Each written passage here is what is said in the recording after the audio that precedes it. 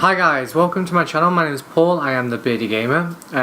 This is my first video, so please forgive me for anything that's a little bit weird or off, or the sound's not right, or whatever. I'm sure I'll get better as I start to do these videos more often. I'm going to try and do one a week, but for now this is going to be my first. So today's topic is going to be EA, it's going to be Star Wars games, and it's going to be where that's going to take us in the future. But first we kind of need to go back a little bit to a time where I feel was like the golden age of Star Wars games. Before the dark times, before the Empire. When Lucasfilm and LucasArts were producing these things, so they used to put these licenses out to different companies and different publishers to make games for them. Some of the best examples of that are things like Rogue Squadron, you got things like Knights of the Old Republic from BioWare. We had games like Republic Commando and Knights of the Republic 2, like lots of little different things that were nuanced and used the license really well.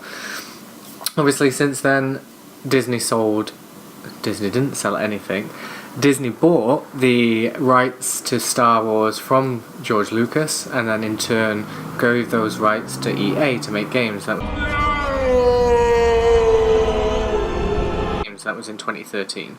That deal was supposed to last for 10 years. Now, since that point, we've had 3 Star Wars games, technically. 1 Battlefront game, 2 Battlefront games, Galaxy of Heroes. That's it. Battlefront was first teased in 2013 when EA first got the license, and then it was released in 2015. It was slated. It wasn't a very good game. As in gameplay, styles, what was included, the content, all those kind of things. Visually, amazing. Audio, amazing. It was everything that the look and feel and sound of a Star Wars universe should be straight from the movies. In terms of content, dry. There was nothing there. Yeah, it was a bit shit. It did fix it, kind of, by the DLC packs that they did. So for Rogue One, for Scarif, with the Death Star, with Bespin, with the Outer Rim pack with Jabba's Palace, all those kind of things, which in the end gave us a full game, but that should have been what we got in the first place to release.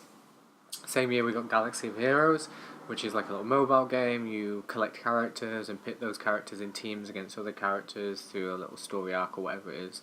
Hollow decks, not really my cup of tea. I played it a little bit, but I felt that the microtransactions really pushed me away from wanting to be involved in that game. And then 2016 we got Battlefront 2. It was teased at E3, released in November 2017, with probably the most horrendous backlash from critics, from gamers, from fans, from pretty much everybody. And those warning bells really started to happen in October when the beta was released.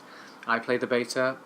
I loved it. I loved the look. I loved the feel. I loved the fact that we had, clones in there. We had the droids from the Federation. But progression was an issue.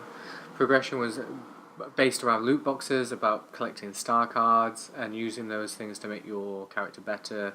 But shoehorned in there was this microtransaction, this loot box system, whereas you could only get those things by purchasing loot boxes, by hoping to get the things that you needed, unless you paid for things. If you paid for things, then you got them straight away. But for a normal player like myself who doesn't want to spend extra money because I'm going to put £60 down on this game in the first place, it was a slug. I read somewhere that it was going to be 40 hours to unlock Luke Skywalker, one character, who should be somebody that was unlocked from the start. This backlash continued up until release, and on the day that the game came out, they pulled this transaction system from the game in hopes of making a better progression system for the players and all that kind of stuff. Governments got involved, this big discussion about loot boxes and predatory practices in games, kind of targeting people to hook them in and start paying for things and get them addicted to these loot boxes, is something that's been on the fringe of games for a while now, and a lot of games even tried to make them cosmetic or,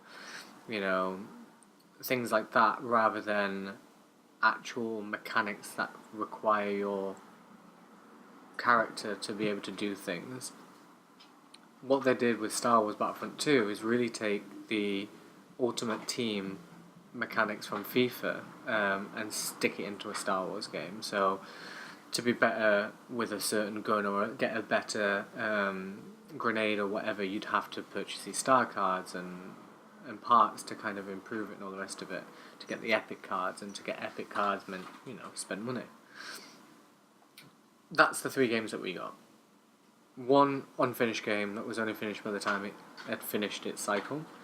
One little mobile game full of microtransactions, and one AAA game so based around microtransactions that it broke it to the point where you couldn't progress, you couldn't do the things that you wanted to do. What else has EA done since? Well, we know that Visceral Games was working on Project RagTag. That's gone now. Because apparently EA thinks that people like you, like me, aren't interested in single-player linear stories anymore. We want multiplayer, we want living worlds, we want something that's going to be updated on a regular basis. We want Destiny in the Star Wars world. I don't want Destiny in the Star Wars world. I don't think you want Destiny in the Star Wars world. What we want is a good Star Wars game with a good narrative, good storytelling, good graphics, great audio, great visuals, all those kind of things. So what did they do? Well, Amy Hennig, who was working on the project, must have had some disagreements with them. She left January this year, I believe.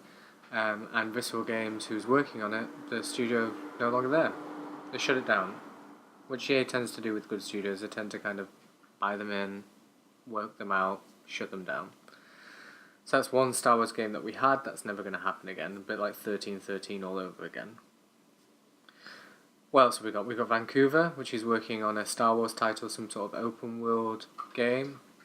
We still don't really know what's going on with that. And then the other one is going to be Respawn Entertainment. Now, Respawn worked on Titanfall and that kind of franchise, and this year at E3 was awkwardly forced to give the name by the presenter at E3's press conference. Oh, you guys got any guesses? I bet you the internet is going wild right now. I hope so. So the Star Wars name is Jedi Fallen Order. Woo! So Star Wars Jedi Fallen Order. Yeah, so it kind of gives you some idea that you'll be playing a Jedi. We've seen a little bit of this in the What's Going On at EA Star Wars video that they did a few years ago at E3, which was a couple of guys mocapping. But we don't know much more than that. And that, so far, is it. In 5 years, we've had 2 Star Wars games that have flopped, 1 mobile game, 1 game that's been cancelled, and 1 game that we don't really know much about, is in the shadows, and 1 game that's kind of been told to us as just the title, nothing else that we know about it. So does that mean I get to hold a lightsaber? Yes. So, what does EA need to do? First of all, EA needs to get a grip of themselves. This week even, saw the 15-year anniversary on July the 15th of Knights of the Old Republic. 4 days prior to that, EA put a statement out there saying they'd done some market research and they'd asked a load of gamers what it is that they wanted from a Star Wars game. And ludicrously got this response that all we care about as a Star Wars gamer or somebody that's interested in this world is trivia. I need to be the biggest Star Wars geek. And if I can do that and beat you because I know more than you, then that's okay for me. Nerd! No, it's not. It's not at all. What I want from a Star Wars game is good narrative, good gameplay, a compelling world to be in, and something that I want to return to. I played the heck out of Force Unleashed 1 and 2. Some of them, parts of it was broken, but it was a good game. I loved it. It was what I wanted from a Star Wars game. Knights of the Republic, since it came out, 12-year-old me played that game, and 29-year-old me still plays that game. We want something that's compelling, that's going to hook us in and keep us going back to it. We don't want trivia. We don't want, Star Wars Pop Quiz, the app, or the PlayStation 4 game, or something like that. So, first thing, they need to get a grip of themselves and realise that's what we want. Second of all, they need to look at the Star Wars games that have sold really well and say, how are we going to do that? Knights of the Republic, again, I'm going to go back to it, could be reworked. It could be brought back into canon in some sort of way by looking into this past. You know, we've got the new Star Wars films, we've got Snoke, we've got the Knights of Ren, we've got some sort of lore around ancient dark side users. Why don't they look into that? Why don't they work with Disney to do something with that? Rogue Squadron, again, was a great game, and really wouldn't take that much to recreate after Star Wars Battlefront 2. The space fighting mechanics were really good in that game, and I personally play that over the FPS style side of that game. I will jump into a starfighter, I'll play dogfights, I'll do all that kind of stuff over, you know, running around as a trooper or shooting people or doing capture the flag or whatever it is. So they could take that mechanic that they've built from Star Wars Battlefront 2 and turn it into a Rogue Squadron game. Wouldn't take much effort. Knights of the Republic, again, the old Republic Online MMO. Port it to consoles, put it on Xbox One, put it on PlayStation. Like, people will still play it. It's not canon. We know it's not canon, but it's a Star Wars game. I loved the old Republic. I played it on my old PC. I don't have it anymore. But I would play it again if it came onto console. Just like Star Trek Online. That came to console, I started playing that again. So EA, if you end up watching this video, or if anyone manages to get somebody at BioWare or well, not Visceral because they've gone, EA Vancouver or Respawn or something, somewhere, please don't give us games filled with microtransactions. Don't give us games that are broken, that have parts of them taken out and reworked on. Give us a good story. Give us a good narrative. Give us good graphics. And we'll come back. What you want to do is take CD Projekt Red as an inspiration with things like The Witcher. Spend some time on it and give us a great game. Give us DLC. I will pay for DLC. You'd pay for DLC if it was like the DLC you get with The Witcher. Don't expect me to shell out £10 to buy some crystals to potentially get a piece of armour that I may or may not want because I'm playing loot box. Anyway guys, that's my video for today. Hope you enjoyed it. Click subscribe or wherever it is, I don't know where it appears. Notifications if you want to see the next one. I'm going to try and do one video a week. You can find me on Twitter at Beardy You